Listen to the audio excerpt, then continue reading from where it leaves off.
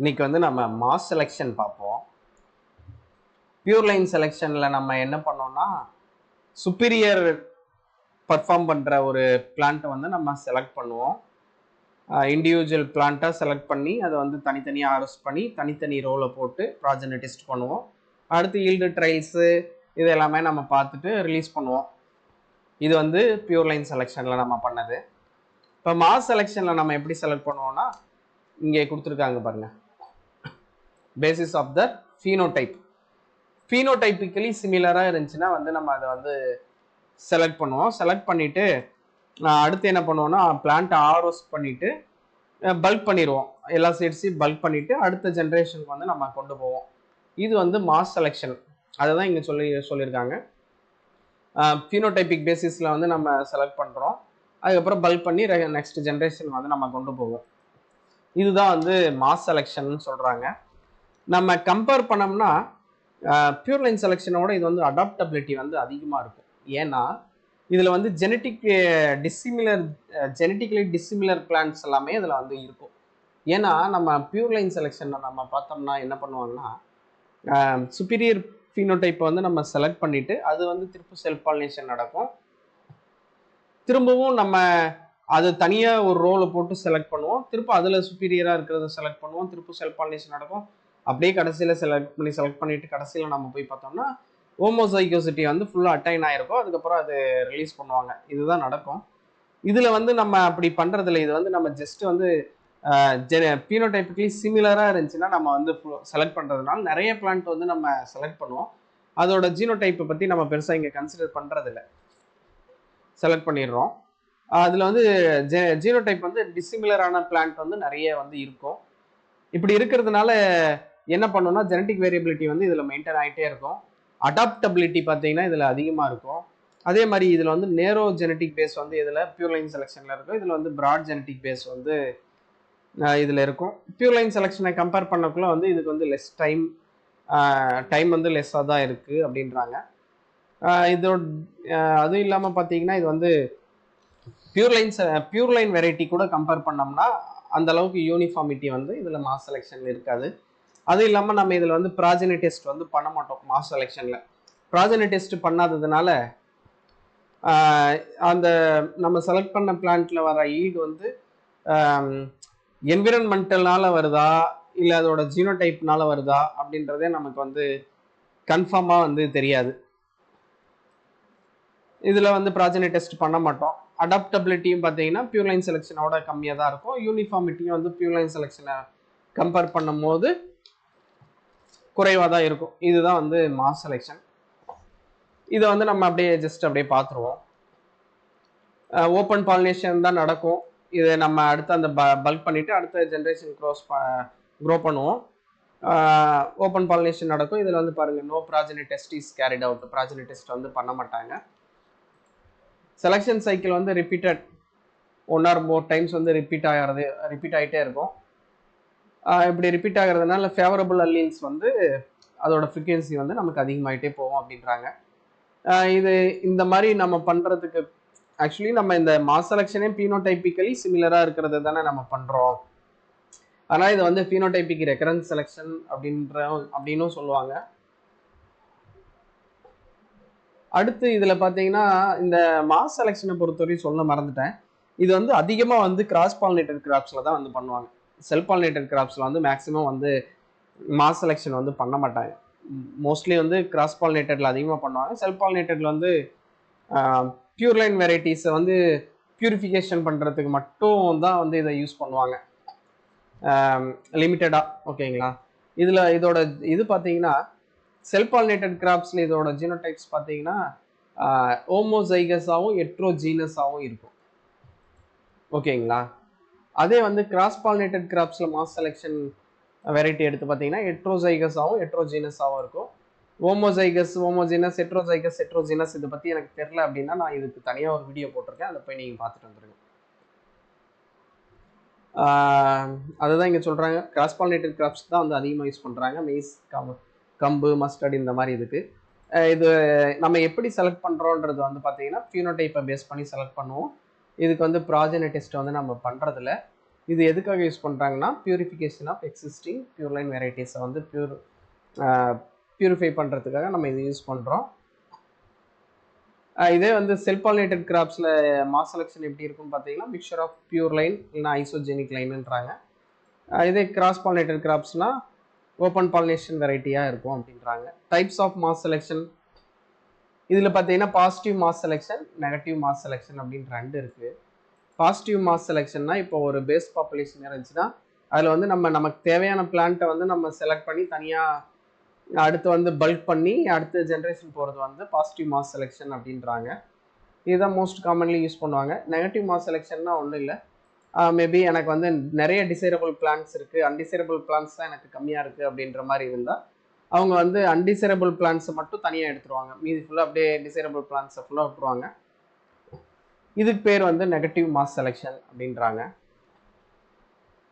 Mass செலெக்ஷனோட மெரிட்ஸ்ன்னு பார்த்தீங்கன்னா இது வந்து நம்ம பேஸ்ட் ஆன் ஃபீனோடைப்பை பேஸ் பண்ணி தான் நம்ம செலெக்ஷன் பண்ணுறோம். செலெக்ஷன் சைக்கிள் வந்து கொஞ்சம் ஷார்ட்டாக இருக்குது, சரிங்களா. அடுத்து வந்து இதோட விஷுவலி வந்து ஐ எரிட்டபிலிட்டியாக வந்து நம்ம இருக்குது. ஏன்னா ஹைலி எஃபிஷியன்ட் இன் இம்ப்ரூவிங் கேரக்டரிஸ்டிக்ஸ் ஐடென்டிஃபைடு விசுவல். ஏன்னா இது வந்து நம்ம ஃபீனோடைப்பை பேஸ் பண்ணியெல்லாம் செலக்ட் பண்ணுறோம், அதனால் அப்படி இருக்குன்றாங்க. It is effective in improving yields cross pollinated crops which have high additive component of genetic variance. இப்போ நீங்கள் பார்த்தீங்கன்னா அடிட்டிவ் காம்போனன்ட்னாலே இதுக்கு தனியாக நான் வீடியோ போட்டிருக்கேன், பார்த்துக்கோங்க. பியூர் லைன் செலெக்ஷன்லேயும் அடிட்டிவ் ஜீன் ஆக்ஷன்ஸ் தான் வந்து இது இன்வால்வ் ஆகும். மாஸ் செலெக்ஷன்லேயும் அடிட்டிவ் ஜீன் ஆக்ஷன்ஸ் தான் இன்வால்வ் ஆகும். அப்படின்னா என்னென்னா இண்டிவிஜுவல் ஜீன்ஸ் வந்து அது தனித்தனியோட அதோட ஆக்ஷனை வந்து தனித்தனியாக எக்ஸ்பிரசிவ் பண்ணும். அடிட்டிவ்னா அதோட எல்லா ஜீனோட எஃபெக்டும் எல்லாத்தையும் சேர்ந்து ஒரு காம்போனண்ட்டாக வந்து ரியாக்ட் பண்ணும். இதுதான் வந்து அடிட்டிவ் ஜீன் ஆக்ஷன்வாங்க. அடுத்து பார்த்தீங்கன்னா இது வந்து லேண்ட் ரேசஸை வந்து ப்ரிசர்வேஷன் பண்ணுறதுக்காக வந்து யூஸ் பண்ணுறாங்க. அதே மாதிரி வந்து இது பியூர்லைன் வெரைட்டிஸை வந்து பியூரிஃபை பண்ணுறதுக்கு வந்து யூஸ் பண்ணுறாங்கன்றதை வந்து நம்ம சொல்லியிருந்தோம். இதோட டிமெரிட்ஸ்ன்னு பார்த்தீங்கன்னா என்ன சொல்கிறாங்கன்னா இதை வந்து நம்ம ஃபீனோடைப் பேஸ் பண்ணி வந்து செலக்ட் பண்ணிடுறோம். அந்த குவான்டிடேட்டிவ் கேரக்டர்ஸ், இந்த ஈல்டு, இது எல்லாமே வந்து என்விரான்மெண்டால் அஃபெக்ட் ஆகுதா இல்லையான்னு தெரியாது. ஏன்னா நம்ம வந்து இதில் வந்து ப்ராஜெனி டெஸ்ட் வந்து பண்ணுறதில்ல, ஓகேங்களா.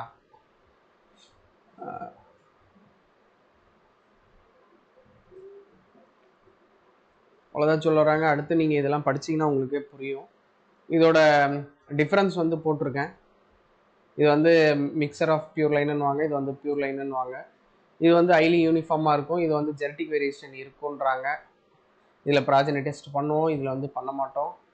இந்த மாதிரி இருக்குது. இதை வந்து நீங்கள் படிச்சிங்கன்னா உங்களுக்கே புரியும், ஓகேங்களா. அடுத்து இதை நீங்கள் ஒரு முறை வாட்சிக்கோங்க டேபிளை. அடுத்து நம்ம பார்க்க போகிறது வந்து modifications of mass selection.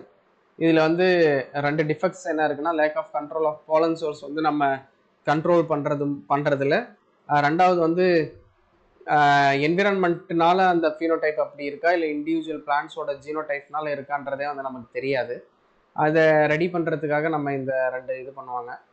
First வந்து என்ன பண்ணுவாங்கன்னா இன்ஃபீரியர் பிளான்ஸை வந்து டீடேசல் பண்ணிடுவாங்க. டீடேசல் பண்ணிட்டோம்னா அதுலேருந்து போலன் சோர்ஸ் வந்து வராது, ஓகேங்களா. ரிமைனிங் பிளான்ஸ் வந்து அலோவ் பண்ணுவாங்க ஓப்பன் பாலினேட்டுக்கு. இதனால் என்ன நடக்குதா, இன்ஃபீரியர் பிளான்ஸோட போலன்ஸ்லாம் வந்து இது கிராஸ் பாலினேஷனை வந்து எதுவுமே நடக்காது, அதான் சொல்ல வராங்க. ரெண்டாவது என்ன சொல்கிறாங்கன்னா pollen of all selected plants are bulked. இது என்னென்னா நம்ம செலக்ட் பண்ணி அந்த பிளான்ஸ் இப்போ நல்ல பிளான்ட்டு அப்படின்றதுல இருக்கிறத மட்டும் நம்ம போலனை செலக்ட் பண்ணி பல்க் பண்ணி அதை வந்து போலன் சோர்ஸாக வந்து நம்ம யூஸ் பண்ணிக்குவோம். இதுதான் வந்து ரெண்டாவது இதுன்னு சொல்கிறாங்க. அடுத்து நம்ம பார்க்க போகிறது வந்து ஸ்ட்ராட்டிஃபைடு மாஸ் செலெக்ஷன், அப்படி இல்லைன்னா கிரிட் மெத்தட் ஆஃப் செலெக்ஷன் அப்படின்றாங்க. இது வந்து சொன்னது யாருன்னா கார்ட்னர் அப்படின்றது வந்து 1961 சொல்லியிருப்பாரு. இது ஒன்றும் இல்லை, மாஸ் செலெக்ஷன் அதே தான். இது என்ன பண்ணுவாங்கன்னா செவரல் ஸ்மால் பிளாட்ஸை வந்து டிவைட் பண்ணிக்குவாங்க. 50 பிளான்ட் இருக்கிற மாதிரி சின்ன சின்ன பிளாட்டாக செலக்ட் பண்ணிக்குவாங்க. ஏன்னா அப்போ தான் வந்து நம்ம அடுத்த பிளான்ட்டை வந்து சுப்பீரியர் பிளான்ட்டை வந்து ஈஸியாக செலக்ட் பண்ண முடியுன்றதுக்காக வந்து சின்ன சின்ன பிளாட்டாக வந்து டிவைட் பண்ணியிருப்பாங்க. அடுத்து பார்த்தீங்கன்னா அதே தான் செலக்ட் பண்ணிவிட்டு அடுத்து இதை வந்து சீட்ஸை வந்து பல்க் பண்ணிவிட்டு அடுத்து வந்து நெக்ஸ்ட் ஜென்ரேஷன் வந்து க்ரோ பண்ணுவாங்க.